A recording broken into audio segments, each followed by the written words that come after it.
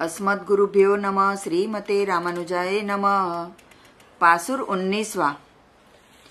श्री गोदम्बाजी नंद महल में पधारी हैं।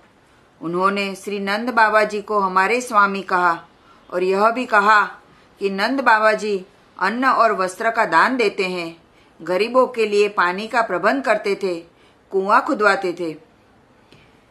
शिक्षा: गरीबों के लिए बड़े लोगों को शक्ति अनुसार उनको देकर के सहायता आदि करना चाहिए। नंद बाबा के पुत्र भगवान है। नंद बाबा तो परम पद पावेंगे ही, चाहे वे दान आदि कर्म करे या न करे, परंतु तो भी वे निष्काम भाव से कर्तव्य समझकर दान करते थे। भगवान की आज्ञा है, भगवान की ही सब चीज है। जिनको जरूरत है उनको देना चाहिए। जिन्हें परम पद पाना है उसे तो देने से प्रभु का मुखोल्लास प्रसन्नता होती है। जो लोग निष्काम भाव से दान देवेंगे तो बदले में उन्हें अनंत गुना मिलेगा। जो लोग कभी नहीं दिया है वे ही संसार में कर्म दरिद्र होते हैं।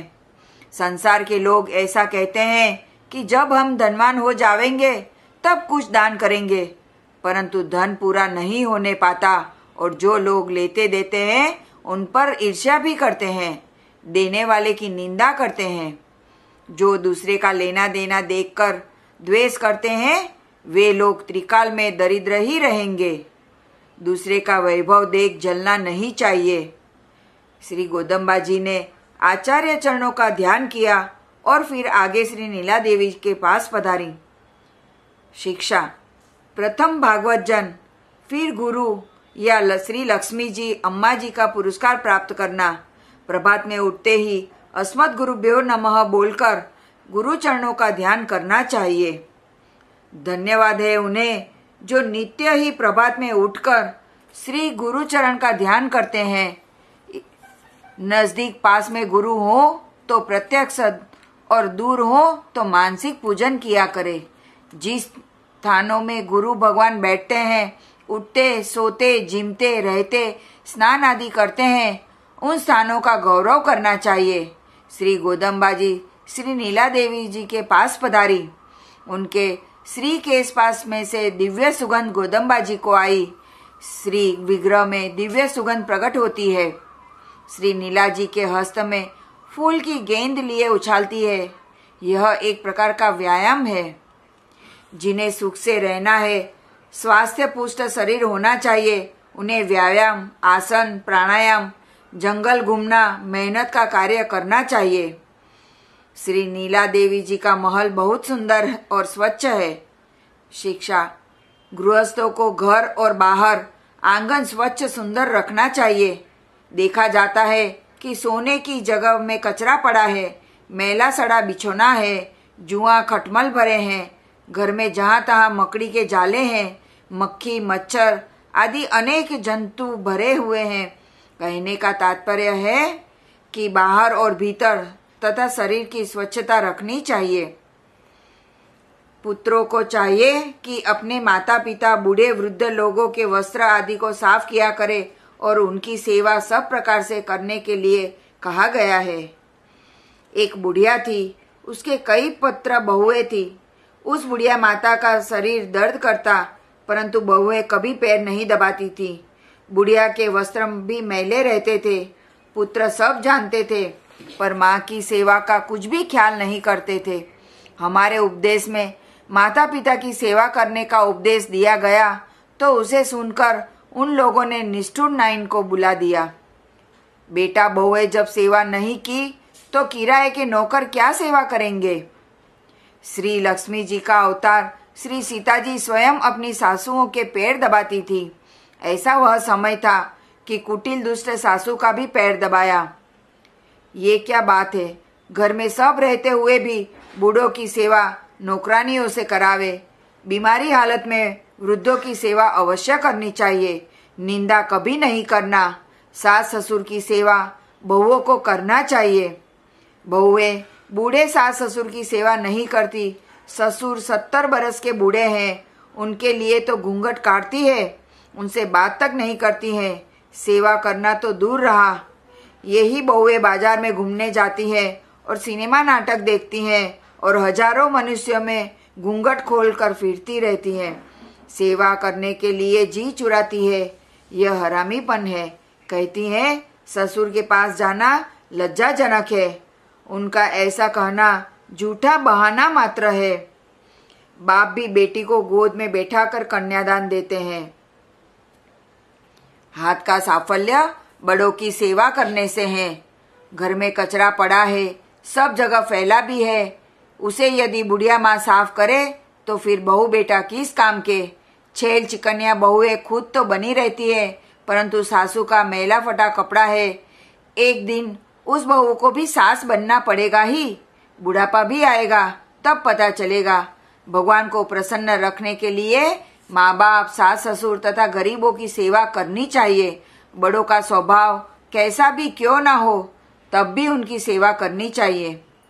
लड़कियों को चाहिए कि अपने माँ की सेवा किया करे तो आदत पड़ जाएगी, तो सासुरे में जाने पर सास की सेवा कर सकेंगी। यह सभी शिक्षा प्रसंग श्री नीला जी का महल सुंदर और स्वच्छ है, उसी पर कहे गए हैं। लोग कहते हैं कि सेवा करने का समय नहीं मिलता है, यह तो उनका एक बहाना मात्र है। जो सेवा करना चाहेगा उसे तो जरूरी समय मिलेगा। श्री कृष्ण भगवान तथा श्री रामचंद्र जी को याद कर लेवे, उन्हें कैसे सेवा करने का समय मिल जाता था। दुखी हालत में कोई भी हो, उसकी सेवा करने से भगवान बहुत प्रसन्न होते हैं। गुरु माता पिता जिस पर प्रसन्न है, उन्हें भगवान को प्रसन्न करने की जरूरत नहीं है। मंत्री, वैद्य और गुरु ये लोग यदि पैसे की लालच से सत्य न बोले तो अवश्य नाश होगा। इसीलिए हमारे उपदेश कहने में प्रसंगवश यदि सच्ची कड़ी बात आए तो उसे हित मानकर ग्रहण करना। श्री गोदम्बा जी ने महल में देखा कि दूर स्तंभ पर दीपक रखा है। श्री नीला देवी जी श्री मुख से मुस्काई। उनकी श्री दंत पंक्ति बड़ी सुंदर है। अविरल दांत वाले बहुत भाग्य वाले होते हैं। किसी किसी के दांत बड़े भयानक लगते हैं। श्री नीला जी की दंत पंक्ति की गढ़न बड़ी ही सुंदर है तथा दाढ़ी कली दाने जैसी है। श्री केश भी सुगंध युक्त लंबे काले हैं। श्री नीला जी का पलंग हाथी दांत का बना हुआ है। पलंग पर गद्दी तकिया मुलायम रुई का है, बहुत ही सुंदर तथा स्वच्छ है। इस शरीर से भगवान मिलते हैं, भगवान को मिलने वाला यह शरीर है, इस प्रकार के समझकर शरीर का आराम भी देना चाहिए। स्त्रियों को चाहिए कि पति की सर्व प्रकार से सेवा सदा स्वयं करे, इसी में उनका आदर होता है। भोजन बनाना, भोजन कराना, पान बीड़ा लगाकर देना, वस्त्र सुधारना, पंखा करना, चरण दबाना इत्यादि सभी का सेवा करना। घर में अनेक दासियां हो तो क्या, पति की सेवा तो स्त्री को स्वयं ही करनी चाहिए। श्री सीता जी के पास अनेक दास दासियां थी, परंतु श्री रघुनाथ जी की सेवा वे स्वयं करती थी। यथार्थ प्रेम व्यवहार करना तो श्री प्रभु श्री रघुनाथ जी, श्री कृष्णचंद्र जी ही जानते हैं। उन्होंने अपनी प्रिया के लिए क्या क्या नहीं किया। प्रेम दशा की तो बात ही न्यारी है। प्रभु के गुणों के वर्णन में कहा जाता है, श्री नीला जी के श्री चरणों में श्री हस्त लगाए हैं, श्री नेत्रों में अंजन लगाए हैं, दिया का काजल लगाया है। विशाल श्री नेत्र बहुत सुंदर है। सुंदर नेत्र से सौभाग्य होता है। श्री लाल जी शयन किए हैं। श्री सखियां सभी कहती हैं कि श्री लाल जी को जगा दीजिए। श्री नीला जी मन में सोचती हैं कि प्यारे को कैसे जगाऊं, और यदि न जगाऊं तो ये सब प्यारे के लिए आई हैं। श्री लाल जी श्री नीला जी का भाव जान गए। उन्होंने करवट लिया। श्री गोदम्बा जी कहती हैं, केवल 2 क्षण ही जगा दीजिए, आप वियोग नहीं सह सकती हैं, धन्य है आप। श्री गोदम्बा जी कहती हैं, आपकी ही कृपा से प्रभु हमें मिलेंगे। धीमे धीमे वे बोल रही है।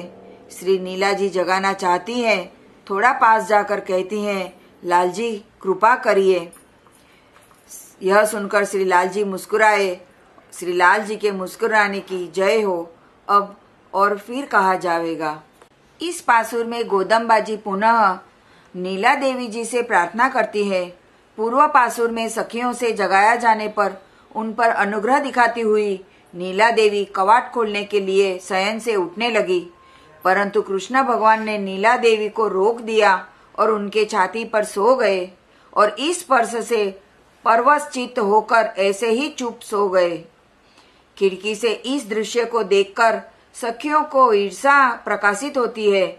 नीला देवी कितनी भाग्यवान है और हमारे भाग्य को देखो कि भगवान का दर्शन भी नहीं हो रहा है। स्पर्श सुख तो बहुत दूर की बात है। जब भगवान द्वार खोलने के लिए उठते हैं तो नीला देवी जी रोकती हैं, तब इनके बीच प्रणय भरित वार्तालाप होता है। जैसे भगवान नीला देवी और सभी सखियों के स्वामी है, परंतु नीला देवी पर विशेष कृपा है। ऐसे ही आचार्य के अनेक शिष्य होते हैं, परंतु कुछ विशेष ज्ञान, भक्ति, वीरविल, निष्ठा से युक्त शिष्यों पर विशेष प्रेम होता है, जैसे कि खुरे स्वामी जी, दासरथी स्वामी जी।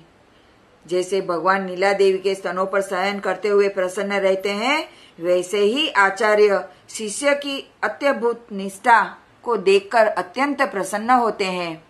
जैसे सखियां नीला देवी से कहती हैं कि आप बड़ी भाग्यवान हो कि आपको भगवान का विशेष पद सुख प्राप्त हुआ है, वैसे ही आचार्य के परम आप्त शिष्य से जन प्रार्थना करते हैं कि हम लोगों में भी आप जैसी निष्ठा हो, जिससे हम लोग भी आचार्य की विशेष कृपा कटाक्ष के पात्र बनेंगे। श्री लाल जी का मंगल हो।